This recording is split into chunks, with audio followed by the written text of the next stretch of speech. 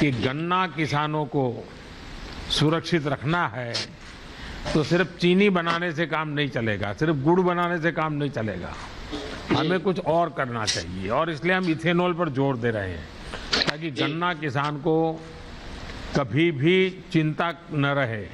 वरना क्या होता है, चीनी ज़्यादा हो जाती है तो गन्ना किसान को तकलीफ हो जाती है क्योंकि मार्केट गिर जाता है। चीनी कम होता है क्योंकि गन्ना कम हुआ तो भी किसान को तकलीफ हो जाती है, और इसलिए हम इथेनॉल पे जोर दे रहे हैं। तो आपके यहाँ जो गन्ना जहाँ आप देते हैं वहाँ इथेनॉल का कुछ हो रहा है? क्योंकि आपके पीछे तो बढ़िया सारे चित्र दिख रहे हैं। जी जी, इथेनॉल प्लांट सर लगा है यहाँ हरियाणा चीनी मिल। तो इससे हमको लाभ सर ये मिला है, जो इथेनॉल जो बिकता है सरकार खरीद लेती है, उससे पेमेंट जल्दी होता है मिल वालों को, मिल वाले हमको पेमेंट कर देते हैं। उससे हमको बहुत लाभ है सर, हम अपना टाइम से जब पेमेंट मिल जाता है तो हर चीज टाइम से कर लेते हैं। और उससे ये पेट्रोल में मिला के जैसे डाला जाता है तो उससे पर्यावरण भी शुद्ध रहता है। अच्छा, जब पहले इथेनॉल का प्लांट नहीं था जी, और सिर्फ आप गन्ना ले जाते थे और वो जब चीनी बन करके बिकती थी तो पैसे देते थे, अब क्या बदलाव आया है? अब सर बदलाव यही है, जब पहले चीनी खाली बनती थी तो उसमें पेमेंट चीनी बिकती थी, ज्यादा बन जाती थी, वो डाउन रहती थी मतलब रेट, तो उससे पेमेंट हम लोगों का लेट होता था। अब जो है इथेनॉल जब से लग गया तब से सर पेमेंट हमारा टाइमली हो जाता है, किसान उसमें बहुत खुशहाल है सर। अच्छा अरविंद जी, आपको मालूम है, आप तो युवान है और खेती के काम में लगे हुए हैं, पढ़े लिखे भी हैं। इन दिनों पूरी दुनिया में जैविक खाद और ऑर्गेनिक फार्मिंग, ये केमिकल फर्टिलाइजर दवाइयां से मुक्त, उसका बड़ा जोर बढ़ रहा है, लोग उसी को खाना चाहते हैं। तो आप उस दिशा में कभी सोचे हैं?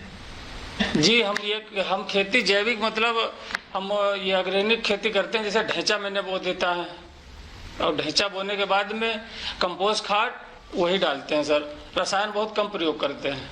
यूरिया वगैरह उपयोग नहीं करते हैं? यूरिया सर छिड़काव करते हैं एनपीके का 2 बार, बहुत ज्यादा।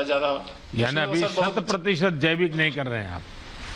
नहीं, 100% नहीं सर, एनपीके गन्ने में छिड़काव पत्तियों पे करना पड़ता है। लेकिन क्या मन करता है कि 100% जैविक करेंगे और अरविंद जी की सारी जो चीजें बनेगी वो जैविक नाम से ही बिकेगी, ऐसा मन करता है? मन करता है सर, करेंगे सर। तो इस बार संकल्प कीजिए आप। जी सर, संकल्प लेते हैं, करेंगे सर। देखिए, इससे बहुत लाभ होगा, बहुत किसानों को लाभ होगा। और जो धरती माता है ना, जैसे हम अपनी माँ बीमार हो जाए तो कितने चिंतित हो जाते हैं। जी जी, हमारी धरती माँ अगर बीमार हो जाए, ये सारे केमिकल डाल करके धरती माँ को हम बर्बाद कर दें तो धरती माँ भी रुक जाती है। जी जी, तो धरती माँ की भी रक्षा करनी चाहिए कि नहीं करनी चाहिए? करनी चाहिए। तो ये भी हमारी माँ है और उस माँ को हम परेशान करें वो तो कितना उचित होगा। तो आप भी किसानों को बताइए। मुझे बहुत अच्छा लगा आपसे बात कर करके, और आप जैसे नौजवान और वो भी नए प्रयोग भी कर रहे हैं और पर्यावरण का भी ध्यान रखते हैं। मेरी आपको, आपके परिवार को बहुत बहुत शुभकामनाएं हैं। और आपको मालूम है सोलार पंप का, क्योंकि उत्तर प्रदेश में तो पानी के स्रोत कई इलाकों में बहुत ज़्यादा है, तो डीजल उपयोग करने की जरूरत नहीं, सोलार पंप से ही आपका काम चल जाएगा। तो वो भी एक पर्यावरण की बहुत बड़ी सेवा होगी। बंजर जमीन में भी हम पानी पहुंचा करके बिना खर्च अच्छी व्यवस्थाएं खड़ी कर सकते हैं।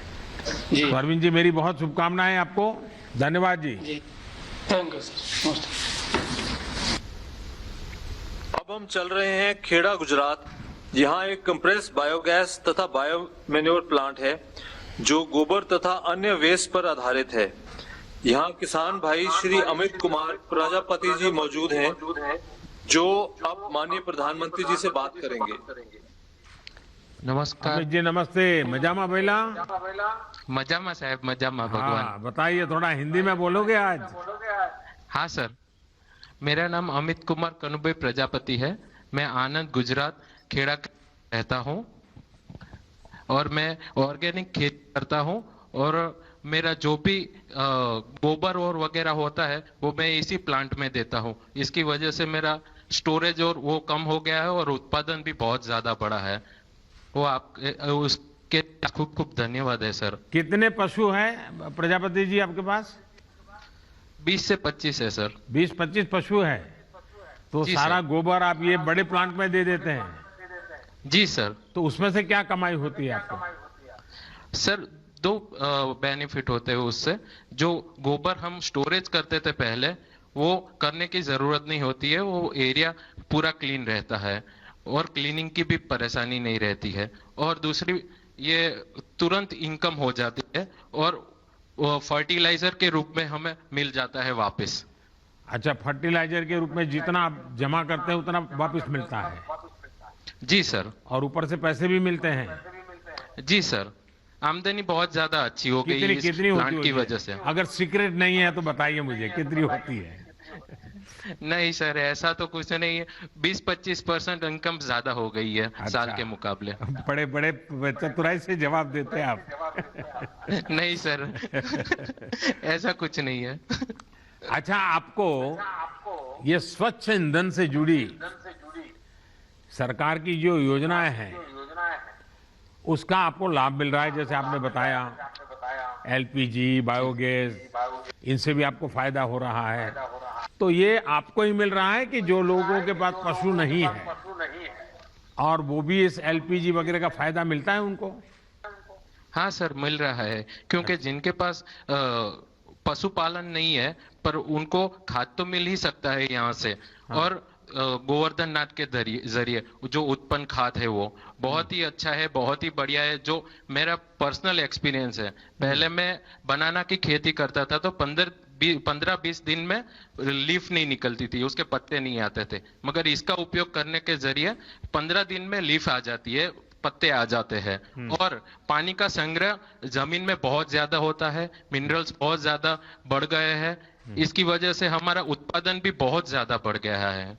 तो अभी सभी भी तरीके से केले की खेती करते हैं? नहीं सर, बहुत ज्यादा करते हैं। अनाज है, साग-भाजी है, वो सब करते हैं, मगर बनाना ज्यादातर करते हैं। तो आपकी शाकभाजी आनंद में बिकती है? हाँ सर, आनंद में ही बिकते, नडियाद, आनंद। और केले? केले भी आनंद और नडियाद में बिक जाते हैं। और जो भी वेस्टेज बचता है वो हम यहाँ प्लांट में दे देते हैं। लीफ है वगैरह है, जो भी बाद में रहता है वो। अच्छा, वो गैस बनाने के लिए दे देते हैं? वो गैस बना ले और उनके जरिए हमको खाद मिलता है। खाद मिल जाता है आपको? तो अभी जी आपको ये केमिकल फर्टिलाइजर का कोई खर्चा नहीं होता है? नहीं सर, नहीं होता है। तो कितने ऊपर से किसान होंगे जो इनकम- इसका फायदा उठा रहे हैं? अभी तो लोकल ज्यादा उठा रहे हैं।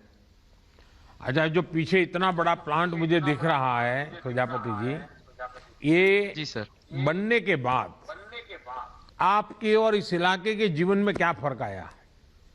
अरे सर, बहुत ज्यादा फर्क आ गया है। पहले वो ढेर होता था कचरे का, वो बहुत कम हो गया है। हमारे वहां पे भी जो ढेर रखना पड़ता था, जैसे मैंने बनाना प्लांट किया है, बनाना काटने के बाद जो भी वेस्ट रहता था वो हम कहाँ डालें, वो भी कंफ्यूजन रहता था। इसके जरिए, ये प्लांट के जरिए हम सब कुछ यहाँ भेज देते हैं और ये बायोगैस निकाल के हमको खाद के रूप में वापस देते हैं सर जी। देखिए, हमारे यहाँ एग्रीकल्चर यूनिवर्सिटी ने एक अच्छा काम किया था। जब मैं वहाँ आपके यहाँ काम करता था तो ये जो केला उतरने के बाद ये जो इसका वेस्ट होता है उसको अगर छोटे 6-6 इंच के टुकड़े करके उसको ज़मीन में अगर गाड़ देते हैं तो 90 दिन तक पानी की ज़रूरत नहीं पड़ती, इतना पानी उसमें होता है। 90 दिन तक पानी दूसरी फसल के लिए काम आ जाता है। वो ऐसे ही ज़मीन में वो 6-6 इंच का टुकड़ा करके गाड़ दिया, कभी प्रयोग करिए आप, बहुत फ़ायदा होता है। और फिर वो भी फर्टिलाइजर में भी चला जाता है, तो आपको एक अतिरिक्त फायदा हो सकता है। देखिए, मैं आपका तो ये प्लांट इतना बड़ा है और इतनी बड़ी मात्रा में, कुल कितने पशु का ये गोबर इसमें इकट्ठा होता होगा डेली? सर, इसमें डेली हम 40 से 50 मेट्रिक टन गोबर डिस्पोज करते हैं। कितने गांवों से इकट्ठा करते हैं? करीबन 20 से 25 गांव के आसपास। 25 गांव से। और यहाँ कितने से पशु का नडियाद होता से लेके होगा? खंबा तक करीबन 1500-2000 पशु। 2000 पशु का गोबर वहाँ सफाई भी हो जाती है और आपके यहाँ आ जाता है। और आपका गैस कहाँ कहाँ बिकता है? सर अभी हमने सतत प्रोग्राम के अनुसार हमने अपना gas CGD pipeline city gas को डिस्ट्रीब्यूट कर दिया है। अच्छा, सिटी गैस में बिकता है आपका gas? Yes sir, yes sir. तो वो जो कमाई होती है वो आपकी कंपनी की होती है, उसमें भी किसानों को कुछ मिलता है? वो कमाई सर कंपनी की होती है। कंपनी की होती है। और लेकिन जो गोबर आता है उसके बदले में उतना फर्टिलाइजर आप दे देते हैं वापस? Yes sir. और इंडस्ट्रियल वेस्ट भी बहुत आता है सर। आजू बाजू की जो लोकल इंडस्ट्रीज है जैसे कि चिकोरी वेस्ट है, पोटैटो वेस्ट है, वो सब वेस्ट भी हम यहाँ पे डिस्पोज करते हैं। Total 240 metric ton per day हम यहाँ पे वेस्ट डिस्पोज करते हैं और उससे 7200 किलो गैस पर डे हम उत्पादन करते हैं। अच्छा। और 50 से 60 मैट्रिक टन जैविक खाद।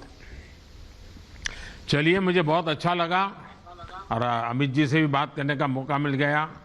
और ये आप क्लीन एनर्जी का जो प्रति इतनी जागरूकता पैदा की है और बड़ा प्लांट कितना बड़ा फायदा करता है, आज जब देशवासी देखेंगे तो मुझे पक्का विश्वास है कि जरूर भविष्य में लोग इस प्रोजेक्ट को देखने के लिए आएंगे और सब लोग चाहेंगे कि भाई उनके इलाके में भी ऐसे प्रोजेक्ट बने। मेरी तरफ से आपको बहुत बहुत शुभकामनाएं हैं। बहुत बहुत धन्यवाद।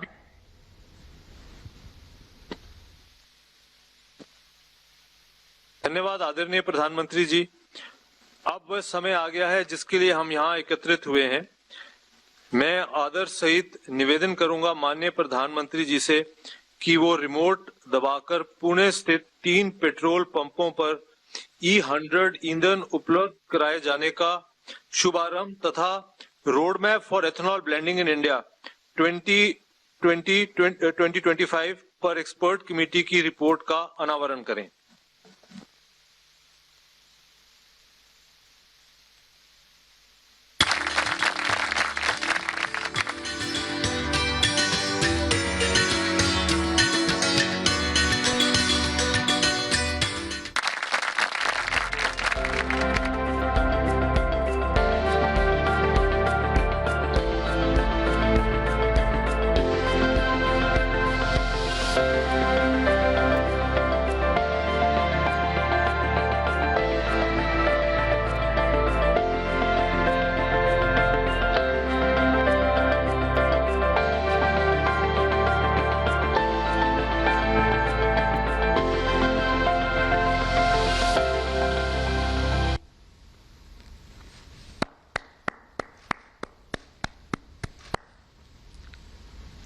आदरणीय प्रधानमंत्री जी से निवेदन है कि वो अपने प्रेरक उद्बोधन से हमें अनुग्रहित करें। केंद्रीय मंत्रिमंडल में मेरे सहयोगी श्रीमान नितिन गडकरी जी, नरेंद्र सिंह तोमर जी, प्रकाश जावड़ेकर जी, पीयूष गोयल जी, धर्मेंद्र प्रधान जी, गुजरात के खेड़ा के सांसद देव सिंह जी चौहान जी, यूपी के हरदोई के सांसद भाई जयप्रकाश रावत जी, पुणे के मेयर मुरलीधर महौल जी, पिंपरी चिंचवड़ म्युनिसिपल कॉरपोरेशन की मेयर बहन उषा जी, इस कार्यक्रम में उपस्थित अन्य महानुभाव और मेरे प्यारे भाई और बहनों, हमारे किसान साथी, जब मैं उनसे बात कर रहा था तो कैसे बायोफ्यूल से जुड़ी व्यवस्थाओं को वे सहज रूप से अपना रहे हैं और कितनी बढ़िया तरीके से वो अपनी बात बता रहे थे, उसमें कॉन्फिडेंस भी नजर आ रहा था।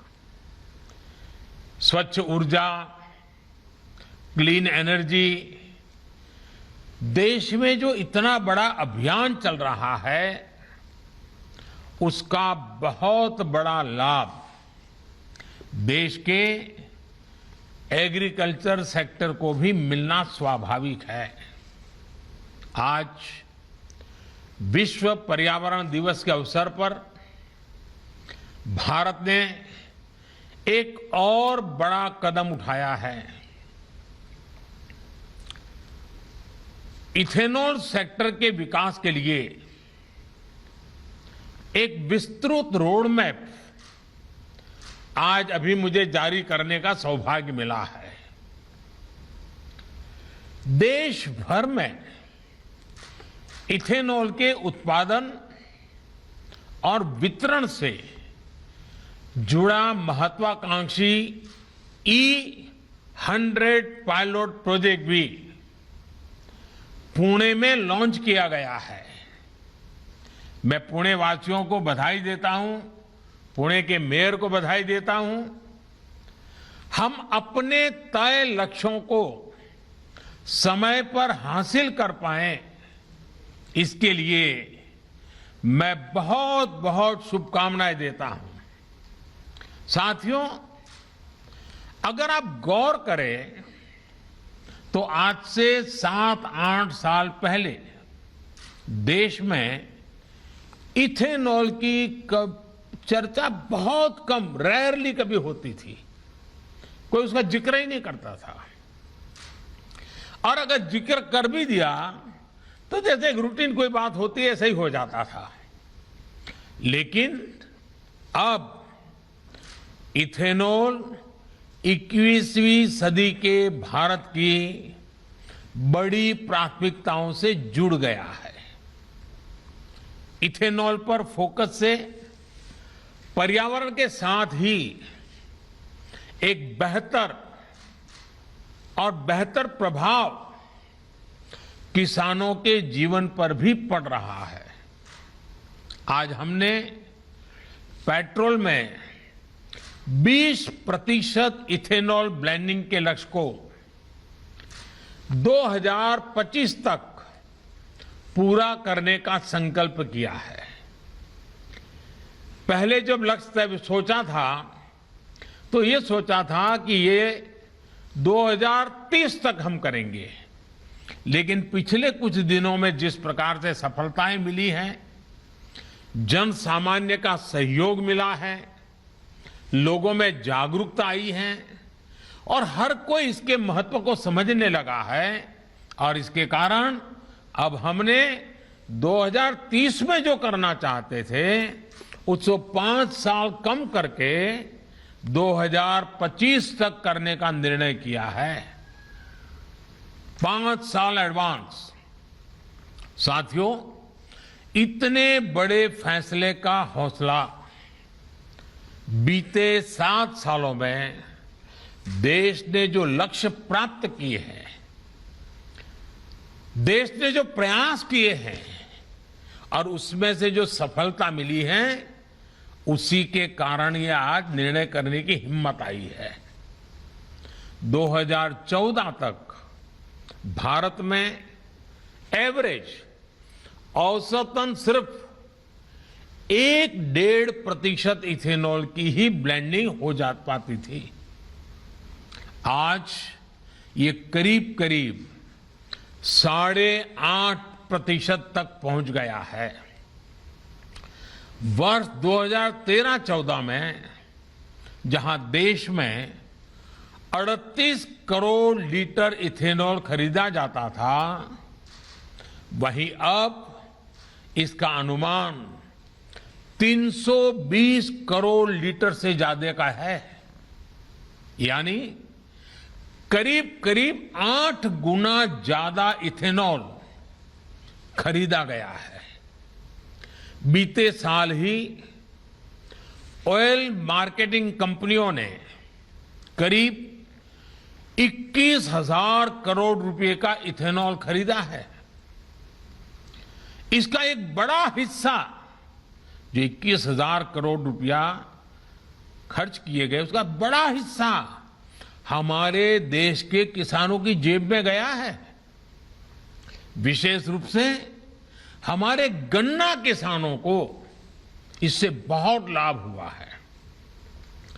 वर्ष 2025 तक जब पेट्रोल में 20% इथेनॉल ब्लेंडिंग होने लगेगी, तो आप अंदाज लगा सकते हैं कि किसानों को कितनी बड़ी मात्रा में ऑयल कंपनियों से सीधे पैसे मिलेंगे।